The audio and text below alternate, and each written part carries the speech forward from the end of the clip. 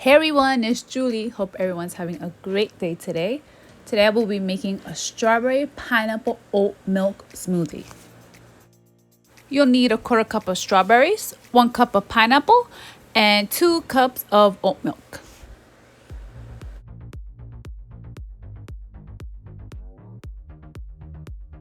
Don't forget to subscribe, like it, share it, comment, love it.